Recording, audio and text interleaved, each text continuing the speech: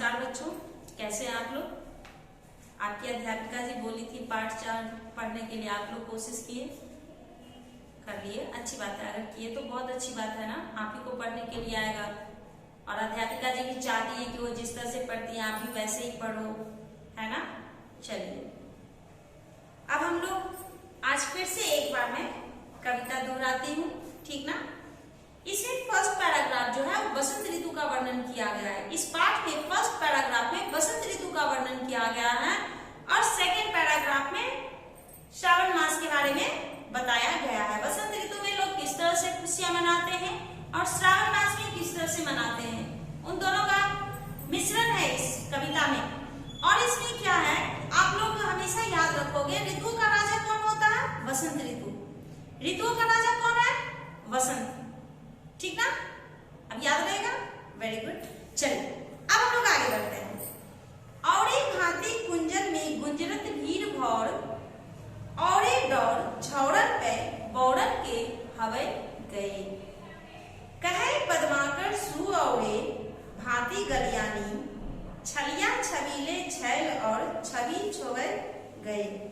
औरे भांति बिहग समाज में आवाज होती, ऐसे ऋतुराज के ना आज दिन दबाई गए। औरे रस औरे रीति औरे राग औरे रंग, औरे तन औरे मन औरे बन हवे गए।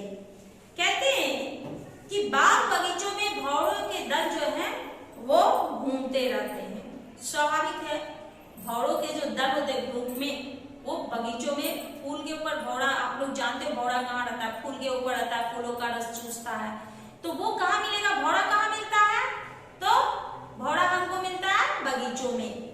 क्यों, क्योंकि वो फूलों का रस चूसता है, इसलिए भौरे घूमते रहते हैं, बाग बगीचों में घूमते रहते हैं।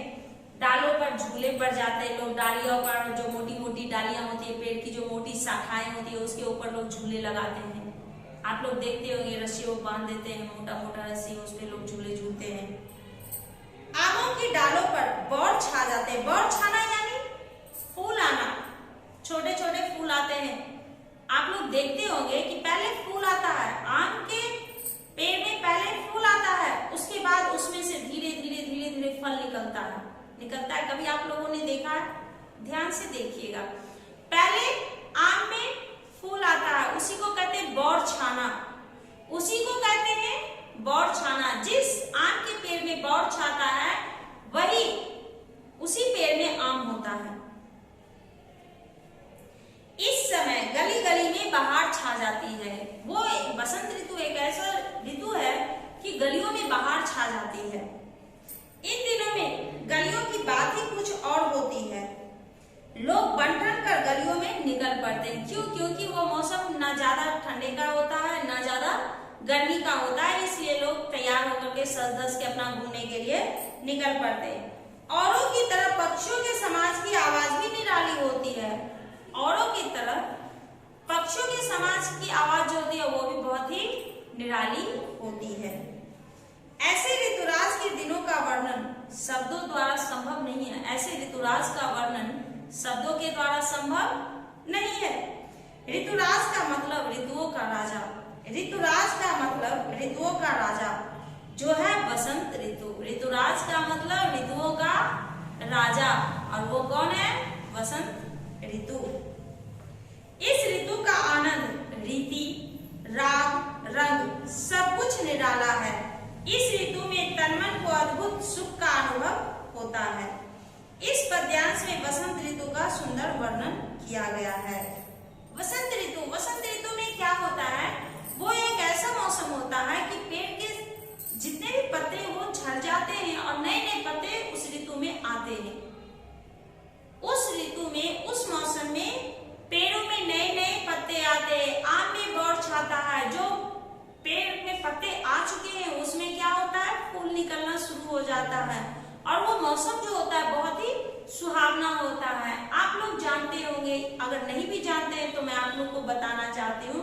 बसंत ऋतु में ही सरस्वती पूजा का बहुत ही बड़ा हम लोग मनाते हैं, सरस्वती पूजा करते हैं।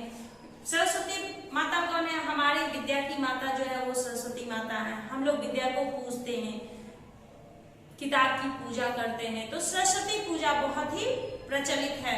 तो दक्षिण भारत में सरस्वती पूजा उतना प्रसिद्ध नहीं है। जिस तरह से दक्षिण भारत में गणेश चतुर्थी, आप लोग गणेश चतुर्थी मनाते हो सब, वैसे ही आप उत्तर भारत में जाइएगा तो सरस्वती पूजा घर घर में लोग मनाते हैं।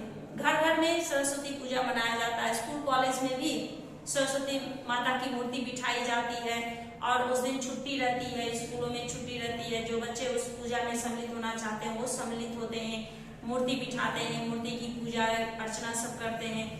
जिस तरह से आप लोग गणेश चतुर्थी करते हो, गणेश जी की मूर्ति 10 दिन, 11 दिन, 7 दिन, 5 दिन ऐसे करके रखते हो, तो हम लोग सरस्वती माता की मूर्ति 2 दिन बहुत हुआ, आजकल 2 ही दिन। क्यों? क्योंकि विद्या हम लोग पढ़ेंगे फिर कैसे? अगर उस पूजा पाठ में लगे रहे तो फिर पढ़ाई कैसे करेंगे? कोई भी भगवान हो वो ये नहीं कहते कि आप पढ़ाई लिखाई सब काम छोड़ के आप मेरी पूजा करते रहो, ऐसा तो नहीं है। पूजा हम लोग मन से करते हैं, है ना। तो केवल दिखाने के लिए हम लोग मूर्ति की पूजा करते हैं। तो सरस्वती माता जो है विद्या की देवी होती है। तो वसंत ऋतु में सरस्वती माता की पूजा की जाती है और बहुत ही प्रसिद्ध है। अब हम लोग आगे बढ़ते हैं। दूसरे पैराग्राफ में है, भौरन को गुंजन विहार, भौरन को गुंजन विहार वन कुंजन में, भौरन को गुंजन विहार वन कुंजन में, मंजुल मलारन को गावनो लगत है, मंजुल मलारन को गावनो लगत है। कहे पद्माकर, कहे पद्माकर गुमानहु, कहे पद्माकर गुमानहु, ते मानहु तय, ते मानहु तय, प्राणहु तय प्यारो, प्राणहु तय प्यारो, मन भावनो लगत है, मन भावनो लगत है।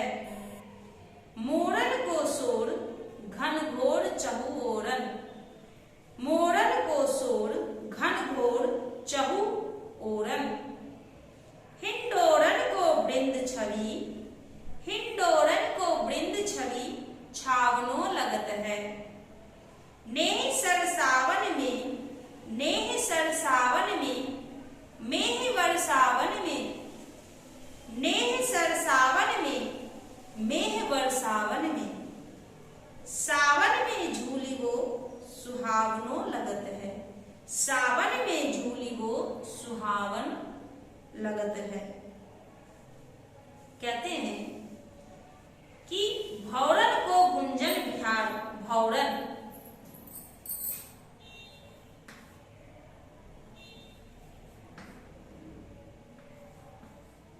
भौरन को गुंजन विहार, मंजुल मलारन को गावनो लगत है, मंजुल, मंजुल।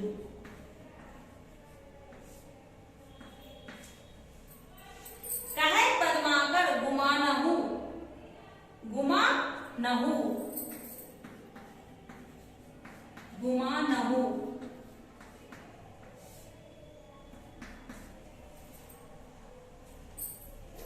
प्राणहु तय प्यारो मन भावनो लगत है, प्राणहु, प्राणहु,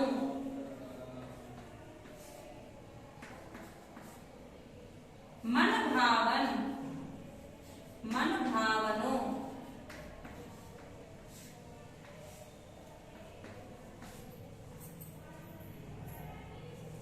मोरन को सोर घन घोर चहु ओरन, हिंडोरन को वृंद छवि छावनो लगत है, हिंडोरन, हिंडोरन, हिंडोरन,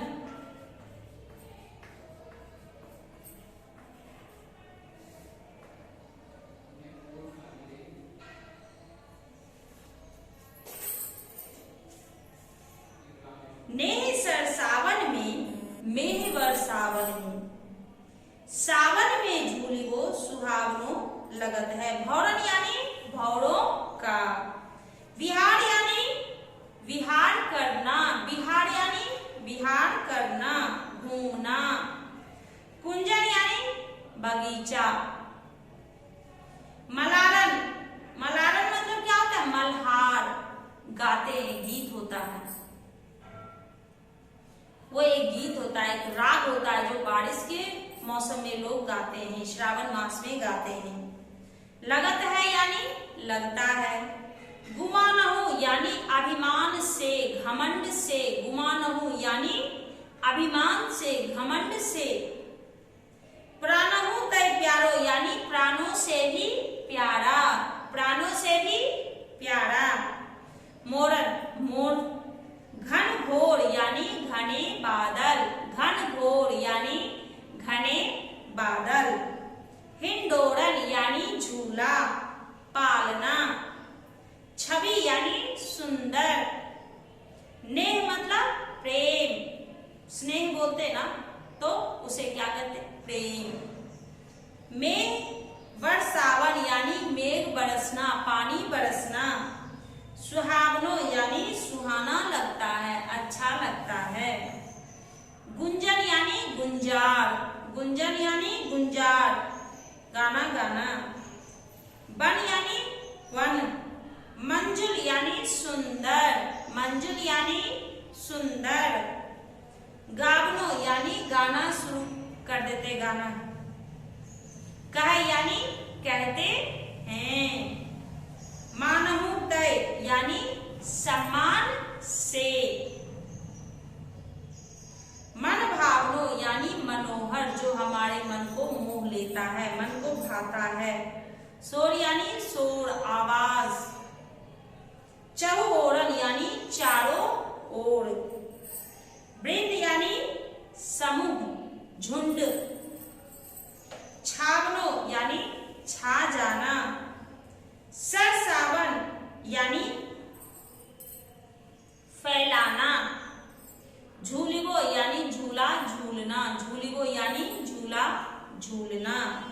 कहते हैं बाग बगीचों में भौरे गुंजार करते हुए, बाग बगीचों में भौरे गुंजार करते हुए भ्रमण करते हैं। क्या करते हैं? भ्रमण यानी घूमना, भ्रमण यानी घूमना। भ्रमण यानी घूमना।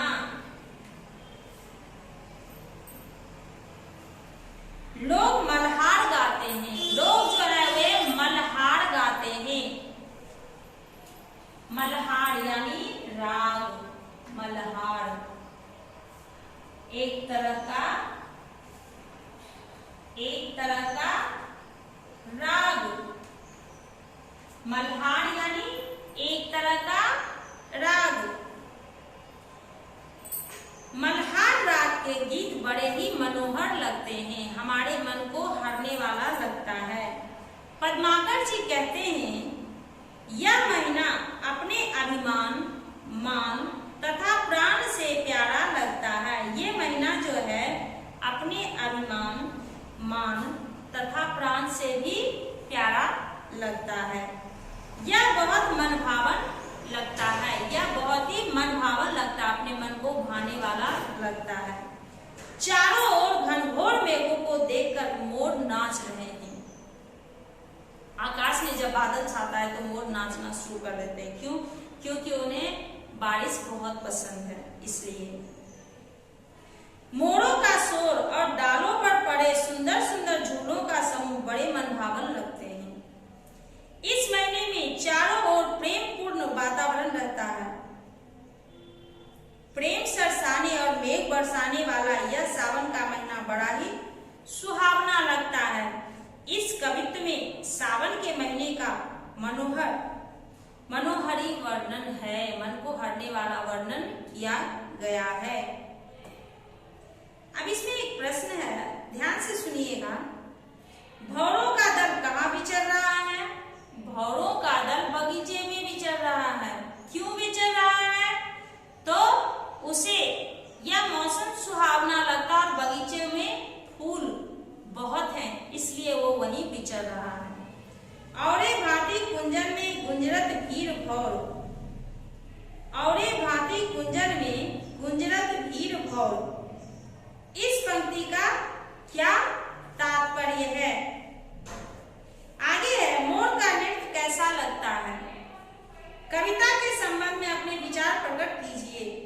फिर है, सावन में झूलिगो सुहावनो लगत है। इस पंक्ति का क्या तात्पर्य है? अब हम लोग बढ़ते हैं प्रश्नोत्तर की तरफ।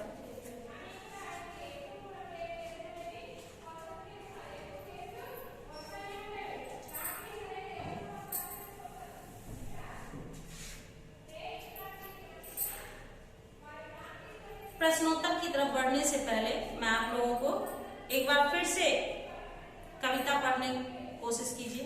सबसे पहले यहाँ देखिए कठिन शब्द भांति। क्या है? भांति। कुंजन, गुंजरत। भांति, कुंजन, गुंजरत। भीड़, झौरन, गलियानी। बिहग, बिहग। भौरन, भौरन। मंजुल, मंजुल। गुमानहू, गुमानहू। प्राणहू, प्राणहू। मन भावनो, मन भावनो। हिंडोरन, हिंडोरन। सर सावन, सर सावन। भौरन को गुंजन विहार वन कुंजन में, भौरन को गुंजन विहार वन कुंजन में। मंजुल मलारन को गावनो लगत है, मंजुल मलारन को गावनो लगत है। कहे पद्माकर गुमानहु ते मानहु तय, कहे पद्माकर गुमानहु ते मानहु तय। प्राणहु तय प्यारो, प्राणहु तय प्यारो मन भावनो लगत है। मोरन को शोर, मोरन को शोर घनघोर चहु ओरन, मोरन को शोर घनघोर चहु ओरन। हिंडोरन को वृंद छवि छावनो लगत है, हिंडोरन को वृंद छवि छावनो लगत है। नेह सर सावन में, मेह वर सावन में। सावन में झूली वो सुहावनो लगत है। अब इस पाठ में आप लोगों को आपकी अध्यापिका जी ने आपको बताया, तो अब आप लोग क्या कीजिएगा, इसको ध्यान से पढ़ने की कोशिश कीजिएगा ताकि आप लोगों को सही तरीके से पढ़ने के लिए आ जाए। इस पाठ को अगर ध्यान से नहीं पढ़ेंगे तो नहीं आएगा। आपकी अध्यापिका जी ने एक एक शब्द का अर्थ भी बताया, तो आप एक बार दो बार पढ़ने की कोशिश कीजिए तो आपको ये कविता पढ़ने के लिए आ जाएगा। फिर हम लोग इसके बाद चलेंगे। इसमें एक क्वेश्चन है आपका फर्स्ट, भौरों का दल कहाँ विचर रहा है और क्यों? भौरों का दल कहाँ विचर रहा है और क्यों?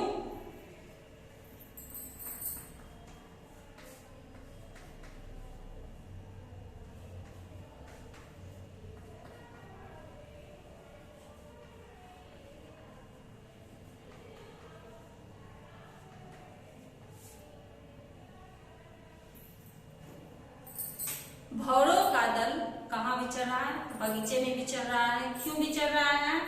तो वो अपने, उसको अच्छा लगता है, ये मौसम अच्छा लगता है और इस मौसम में फूल बहुत सारे निकल आते हैं, इसलिए भौरों का दल वहां विचरता है। मोर का नृत्य कैसा लगता है? मोर का नृत्य कैसा लगता है?